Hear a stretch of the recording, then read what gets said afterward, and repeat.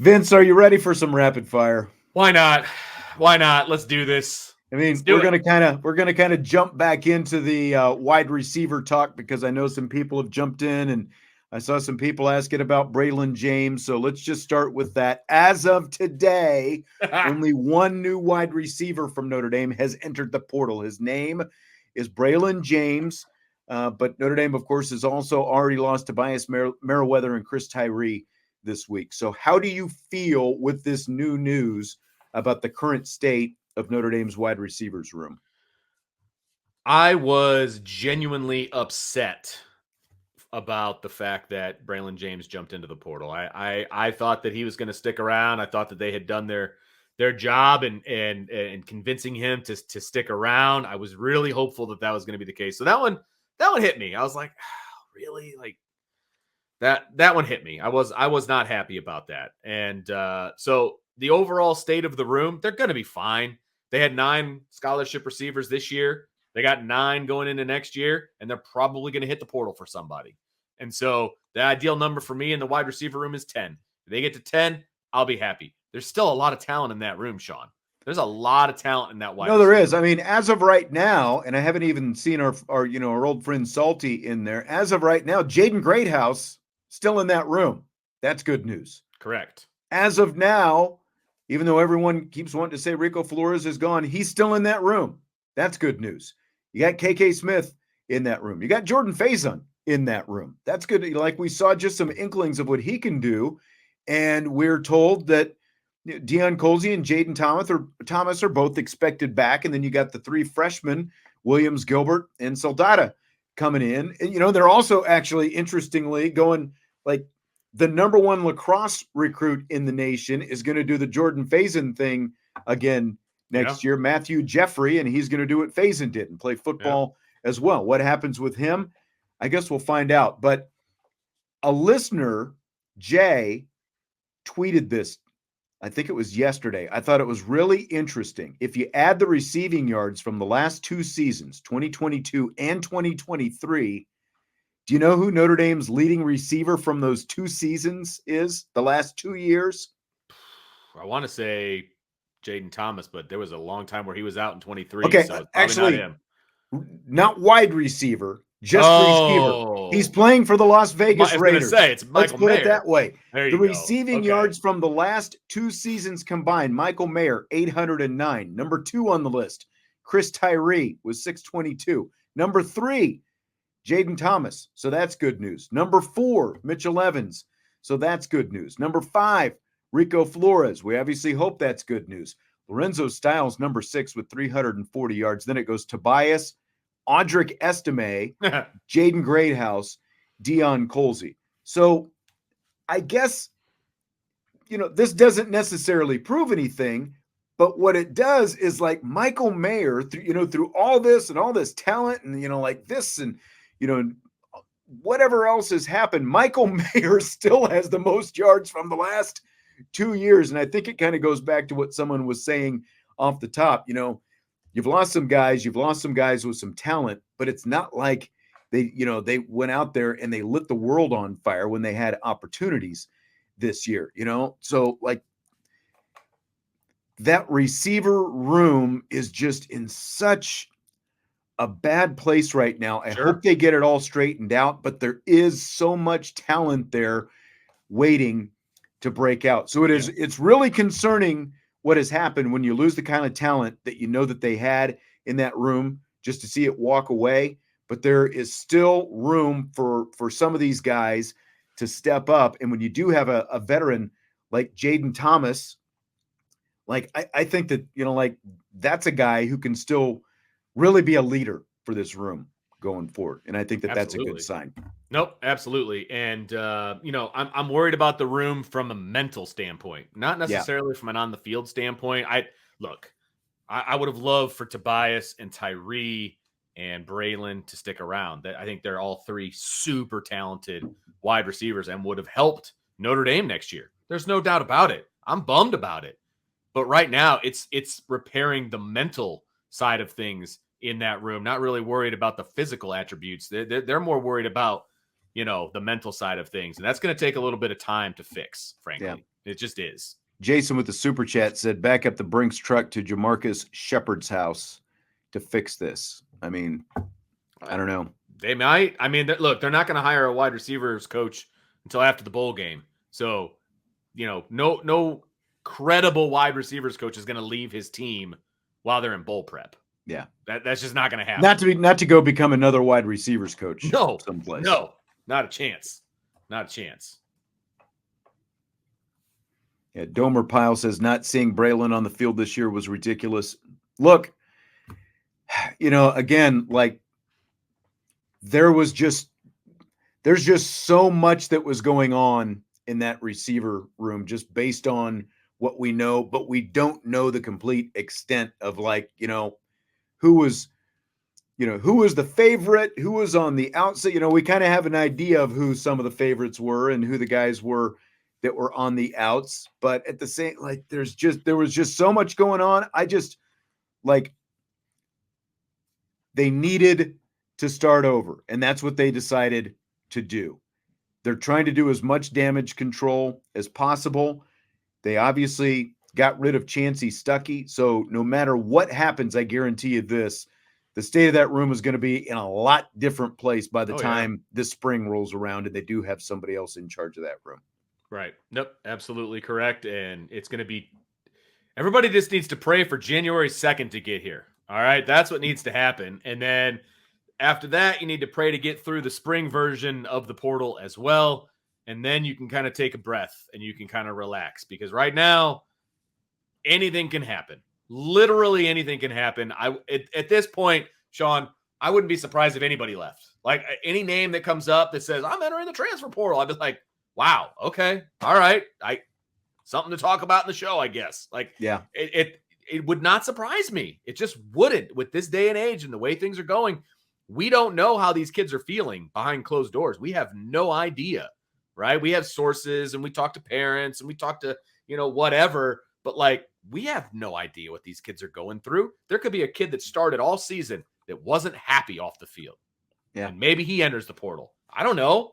So at this point, man, nothing's going to surprise me. No.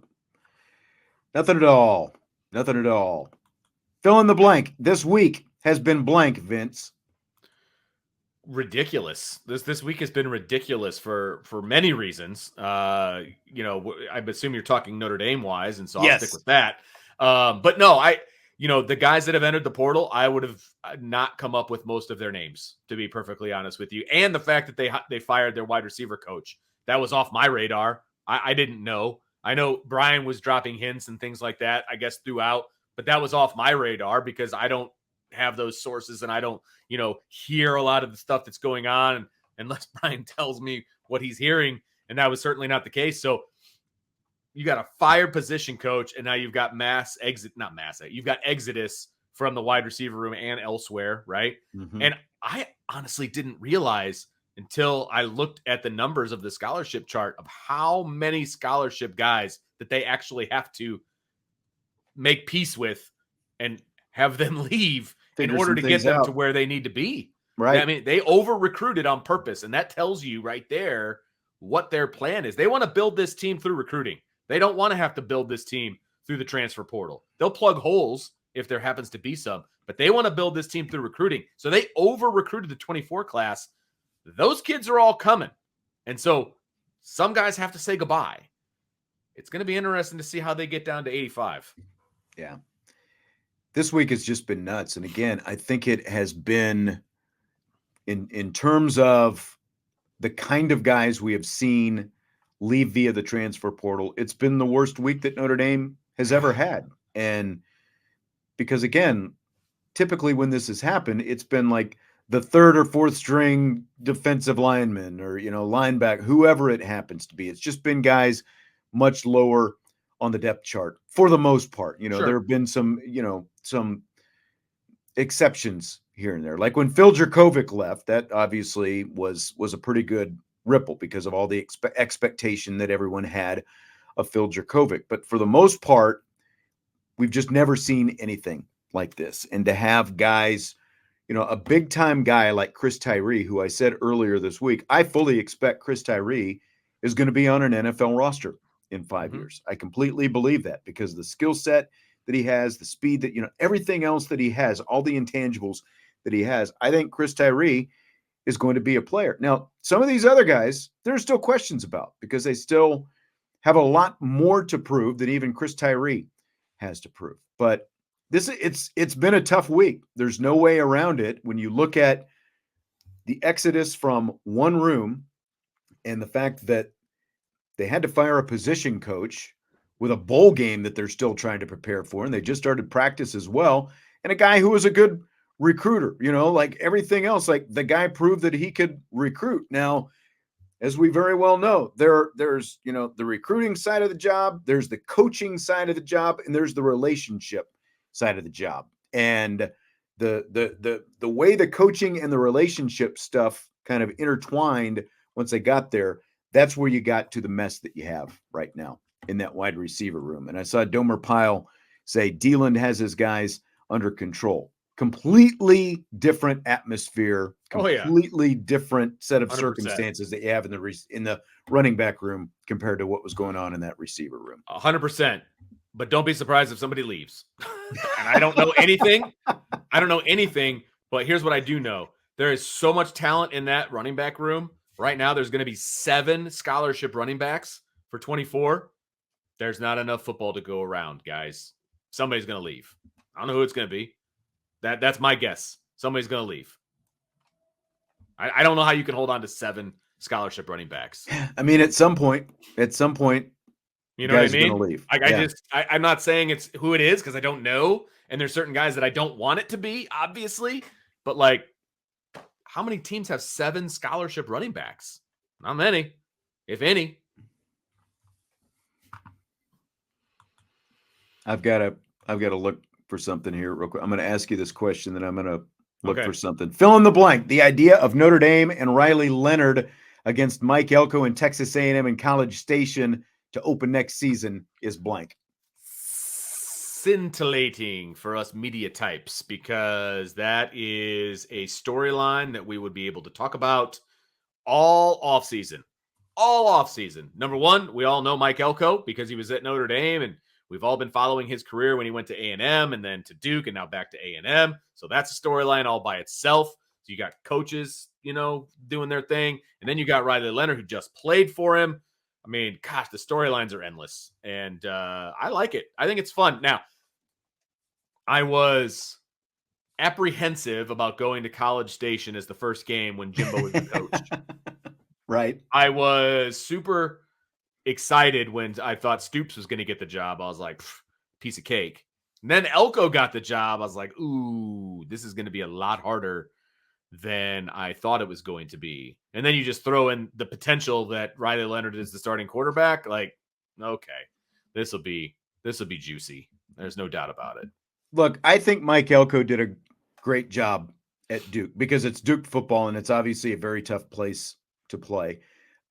I said coming into this season that so much of their success from last season was predicated on the fact that they were at the top of the nation in turnover margin. And I said it would be hard to duplicate. They didn't duplicate it this year. Now they still went 7-5, which I guess, for Duke is good, but they were like 93rd, 94th in the nation in turnovers gained this year. Yeah. So it proved to be hard to duplicate. So I think Mike Elko is a really good coach. He gets Texas A&M. They get him. They've got a good deal worked out. So, but he's not so great a coach that I think that it's like, oh, now he's at Texas A&M and he's going to be insurmountable. Like they can't get past him. I think that it sets up for a really fun potential opening to the season when what was everybody worried about 3 weeks ago when we were talking about going to College Station? They were worried about, oh, you can't go in there without an experienced quarterback and everything else. Well, Right. If you end up with Riley Leonard, you've got a heck of an one. experienced quarterback, and you've got the extra storyline that he's going up against his former head coach. They're both from Duke and all that kind of stuff, and you've got Notre Dame and everything else. So I think it sets itself up to be a really fun opening to the season if that indeed does pan out and Riley Leonard does end up here at Notre Dame. Yep, I completely agree. You'll definitely have your experienced quarterback if that's him. Yeah. I mean, an experience with the coach that you're going up against, which you could obviously, make the argument that he knows about Riley Leonard and Riley Leonard knows about his defense, all of those different things, right? It'll be fun. It'll be fun regardless. Sloppy Joe with his super chat. He's just not going to be happy. He says, if and when Leonard struggles, do you think some Notre Dame fans will actually blame him, or will they continue blaming everyone within 5 yards of the sideline? I mean, they're going to blame literally everyone, including the quarterback, because that is what we have here. Everyone will get a blame. There's no doubt about it. The quarterback is always going to get the blame. Of course. Right? And then the offensive coordinator will need to be fired, and the quarterback coach will need to be fired, and the head coach needs to be fired. It's year 3. He hasn't won a national championship. Get him out the door. It'll be, but it's great, man. The fans of Notre Dame are fanatics for a reason, and that's why we are gainfully employed, Sean. And I'm here for it. It's very true. It's very true. So I thought that this next one, this was kind of like foreshadowing of what was to come this week, especially like if you look at it from a Notre Dame perspective. But after North Carolina State's last game last weekend, when they beat North Carolina, Dave Doran, their head coach, said he wants 5,000 fans to donate $1,000 each so they can recruit, retain, and develop their roster. He said this week that this current week that we're in with players heading to the transfer portal is maybe the worst week in college football. So what do you think of Doran's comments? I think that he, whatever he uses to muzzle himself and not say the things that are on his mind wasn't working. And he said what was on his mind. And he's not wrong. Right, Sean? I mean, he's not wrong. We're looking at a day and age where you do need to keep these kids happy. And a lot of times that's with financial means. I mean, look at the kid who just flipped his commitment from Ohio State to Miami, the defensive tackle. Yeah. And they had the graphic. Did you see the graphic of him in his Miami gear? With the money in there? Freaking cash all over the place. Right. We're not even hiding it anymore. Like, it was fun back in the day when it would be in the McDonald's bag or in the duffel bag. It is on the commitment art now. Like, what are we doing? College football is not what college football used to be. It sucks. I don't like it, but we're all college football fans, and he is right. He needs money to retain his guys so they don't jump in the portal. Well, and that's, because what he's talking about is we need the NIL, that they need the money for NIL and all that. It's like, have a bake sale or something, or, like, I mean, yeah. Don't just ask people to give $1,000. Like, at least do like $1,000 a plate, dinner or something, set something up, give them something in return, at least for doing it. But he's absolutely right. And, look, a place like NC State, not that much different than a place like Wake Forest or Duke when it comes to college football. And you basically, you become the best player at one of those places. If you're not quite ready for the NFL, then you make your jump and someone's going to pay him the money to get him. That's exactly what it is. And, he's right. Like, I haven't paid much attention this week to what's happened with NC State in terms of their players entering the portal, because things have blown up here from the Notre Dame perspective, but he's absolutely not wrong. It is just the portal has just gotten so out of whack so quickly. And again, like, this is the first time that I think that, it really, from a Notre Dame perspective, really smacks you, just because of the way things have gone here this week with the kind of guys who have entered the portal that we're not used to seeing enter the portal like this. So it really puts it into a different perspective from this side, I think. It just, the whole thing stinks. I mean, NIL was meant for players not to get taken advantage of anymore and allow them to make endorsement deals and things like that. And, say what you want to about Notre Dame, but they are doing it the right way.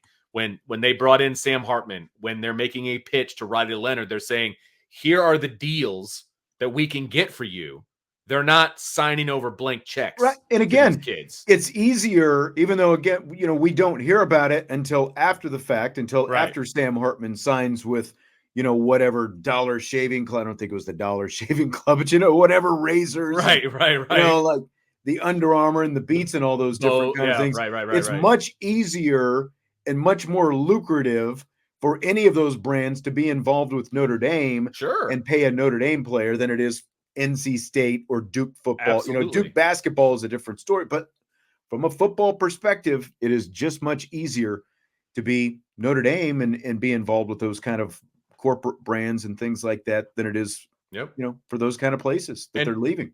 that's why Notre Dame has an advantage, right? I mean, and we've said it when they started NIL, Notre Dame has a decided advantage in this because Notre Dame's brand is nationwide, it's worldwide. People know Notre Dame. They've got that already. Now they can bring in all of these partners and present these deals to these kids and do NIL the right way. And they are. There's lots of money floating around the goo. I can promise you that with these kids. There's a ton of money. And so people say that going to Notre Dame, they're not going to get NIL money. You're not going to get it as an 18-year-old kid. You're not going to get a blank check. And that'll never happen at Notre Dame. And if you want to be a Notre Dame fan, you got to come to peace with that. But if you make a name for yourself, you're going to make money. You're going to make your NIL money at Notre Dame. You just have to actually produce, unlike these young kids who are getting the deals before they even step foot on a college campus. And then when they don't get the playing time they want right away, they bail. Right. With your money, by the way. That's right. That's exactly right. Fill in the blank. Bobby Petrino returning to Arkansas as offensive coordinator is blank. Ridiculous. I was shocked when I read that was actually occurring. Why? Just why? You ran him out. And correct me if I'm wrong. Didn't they run him out because of like he was having an affair and this whole thing? What was that him? He wrecked the motorcycle. Yeah. With the girlfriend. He was having an affair. He wrecked the motorcycle. And you remember he had the neck brace and his face was all skanked up and like the whole, that's how he left Arkansas. And now, like 10 years later, here he comes again. And it's just like right back in the door. It's just insane. That like, I never would have thought that Bobby Petrino would step foot on the campus. I guess, why? He coached at Texas A&M, so I suppose there was going to be some opportunity, like that he was going to have to. But like as a member of an Arkansas staff, I never would have thought that would have happened again. Just insane that here we are and he's going right back. And you're going back to be an assistant at a place where you were the head coach. Like that's weird too. That's strange to me. I mean, you were a head coach at a high school. I was a head coach at a high school. Would you ever go back to that high school and be an assistant? Like, that's weird. I wouldn't do it. Doubt it. Like it happens in the NFL from time to time. Yeah, I guess that's true. But rarely do those guys go back to the team that they were a head coach of. They go back and be an assistant coach. Like the guy that was an offensive coordinator for the Chiefs came over and was a head coach for the Bears. Now he's back to being head coach or offensive coordinator for the Chiefs. That kind of stuff happens all the time. Right. They don't necessarily go back to the team they were head coach of. Like that's not where you were. Yeah, and especially weird with those kind of circumstances. Right. It's just I could not imagine. But Bobby Petrino has kind of shown in the past that he obviously doesn't have much of a conscience. So it obviously doesn't matter to him the way it would matter, I think, to the rest of us. Yeah. So, I guess. Man. It's conference championship weekend. Is there any part of you, Vince, that wishes Notre Dame was playing this weekend? When I first read this question, the answer was no. There was no part of me that wants Notre Dame to play this weekend because I just want to sit back and enjoy football without being stressed out. So there was no part of me. Now, I wouldn't mind having a game to take everybody's mind off of everything else that's going on. Maybe this stuff wouldn't be going on now if there was a game to play. Not till next week. It just delay it. That's true. Just delay it a week is all it would do. Yeah. So the reality is no, I don't want them playing this week because I want to just watch football. Now, in the past, the outcomes of a lot of these games affected Notre Dame. And so I still was stressed out, even though Notre Dame wasn't playing. Notre Dame has no dog in the fight as far as all of these conference championships are going, have anything to do with it. So no, I'm good. I'm very, very good. I am too. Just, I like the fact that we can watch some other games, high caliber football.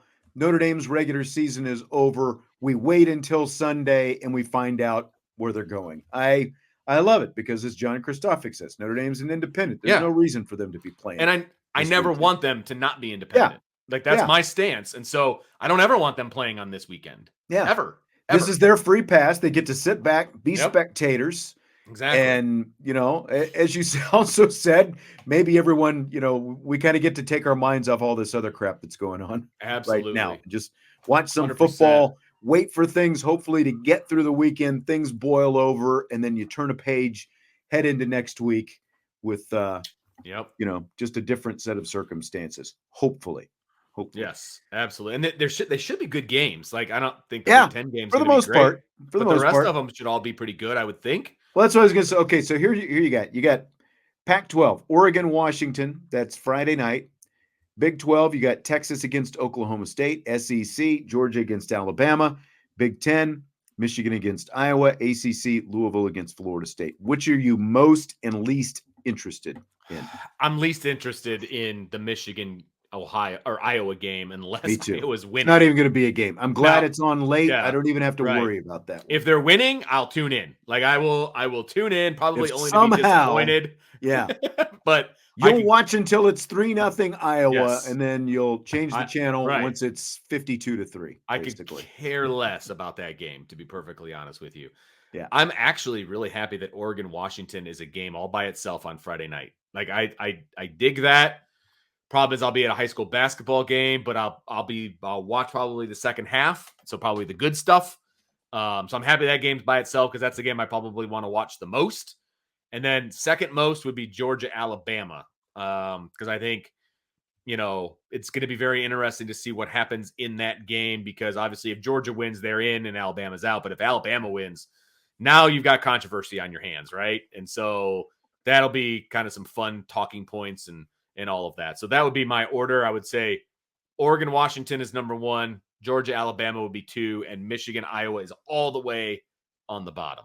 I'm with you. I'm somewhat interested in that Louisville, Florida State. I wish it wasn't, like 8:00 Saturday night. I like the 8:00, like the Friday night Pac-12 game a lot more. I like the night games kind of going into the weekend on the Friday, when they do it that way. It's because again, it's like, if we're so used to following Notre Dame that Friday is a day that they're never going to play. So it's just a little different. You've got, a little different energy, a little different downtime. But that Oregon, Washington, I think that's one of the ones that everyone is really intrigued by. And the fact that Oregon is minus 9.5 in that game after Washington won the first one. I know. I would take 9.5 is a lot. Points. I would take Washington and the points on that one if I was making a bet. I like them the points. I've got Oregon winning that game. I don't know if we've actually published all our picks yet, but I've got Oregon winning. I have not even written mine, so well, there you go. Haven't made them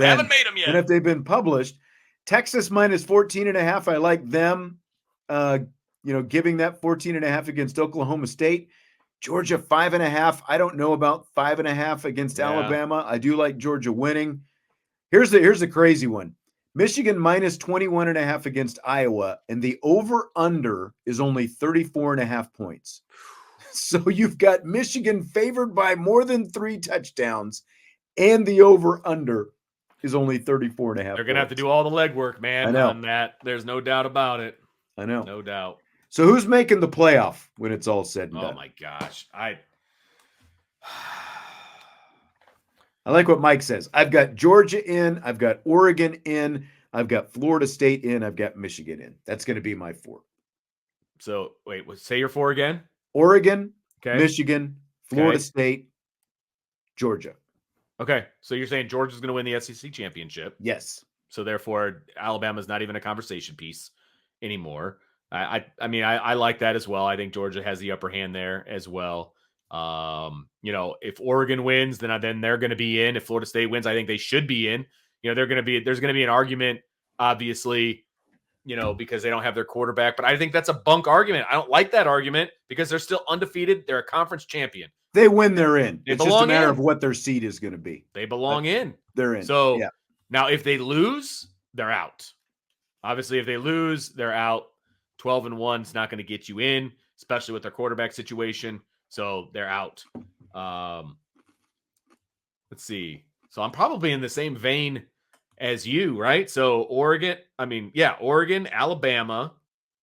You know what? I'm going to go Washington, Georgia, Florida State, and Michigan. Those are my 4. Not in that order, but those are my 4. All right. Let's wrap it up with this. We'll come back around to the wide receivers, Braylon James. And we've been sitting here for over an hour and a half doing this show so far. And none of the other aforementioned speculated guys have entered the portal since we have started this show. And again, three wide receivers have entered the portal. Right. Chris Tyree, Tobias Merriweather, Braylon James. That's it. And Domer Pyle asks, how can Stuckey be the problem when they're jumping ship without him? Well, because I gave my response earlier, so I'll let you. Yeah, I mean, basically the Spark Notes version of it is that the relationships were so harmed, so irrevocably harmed, they couldn't be fixed. Even though Freeman, Parker, you name it, they threw every coach at these kids trying to get them to stay, and it just didn't work. And you're also playing with the whims of college, young 18, college 19, kids, 20-year-old guys. And like I said, there have been people that have jumped in the portal who have told their parents that they're not going to jump into the portal, and yet they still did. Still entered the portal. So, I mean, these kids, they can do it on a whim, and they have been. And so trying to explain what's going on between the ears of a young kid like that is borderline impossible. And so yes, it is Stuckey's fault. Now, there's blame to go around. Don't get me wrong. He's still the head coach, still the offensive coordinator. There's still blame to go around, but the vast majority of the blame goes to the wide receiver coach. It just does. Yeah. And look, that room became fractured and toxic. And like death against each other. It was a toxic environment. It was a toxic environment. Right. And there does have to be some culpability on the head coach's part as well. Because, again, you let this go on for far longer than it needed to go on. The room became fractured. The room became toxic. And you did end up with Stuckey guys and non-Stuckey guys. And so, who was in which boat, I think, is irrelevant to, guys are leaving now. And even though he's gone, there was just so much going on in that room that I think some of these guys decided it was time to go. And, playing time probably played a part of it for some of them. We're only talking about 3 guys still, Correct. And it just got to a point where things were so bad in that room that the guys just decided it was, that they had to go. So couldn't fix those relationships. They were very, very, very, very, very bad. Very bad. Like ignoring players and just doing stuff that is unacceptable as a position coach. And it was bad. And again, I'm not taking blame off of the head coach. I'm not. He should have probably known more about what was going on. He took control of the situation and did what he had to do. He didn't want to fire anybody or make changes until after the bowl game, and he did. So, I mean, he did take control of the situation. Too little, too late. Yeah, and I mean, fair argument there. I think there's a fair argument. This has got to be a huge learning curve for Marcus Freeman. Absolutely. Like if stuff like this is going on, you have to act quickly. And I'm not saying that you have to fire someone right away, like mid-season, but you have to take control of this situation and get it figured out a lot quicker, and agreed. I agree. Than what ended up happening. Right. And so that's why I want to make it very clear that Stuckey isn't the scapegoat here for the issues. He's the reason, but there's also blame to go around. That's how I feel. Right. And other people might disagree with me, and that's totally fine, but it's never just one person. Yeah. I don't think Stuckey was a fall guy, but I do think that he was the root of the problem, and that's why he had to go. There you go. That's a really good way to put it. There, yeah, really good way to put it. Yeah. And you also have to understand how college football works. You can't just fire a guy in the middle of the season unless he's, unless there's something really, really bad going on. And I still think there was bad stuff going on. And you could probably make the case maybe that should have taken place with what I've heard. But that generally does not happen. You generally don't fire college coaches in the middle of the season. It's not really a thing. You wait till the end of the season and then you make your changes. So, I mean, sometimes it's just it's just unrealistic. Yeah. All right. Well, that's going to do it for tonight. Great stuff. Hopefully we don't have any crazy news coming out tomorrow.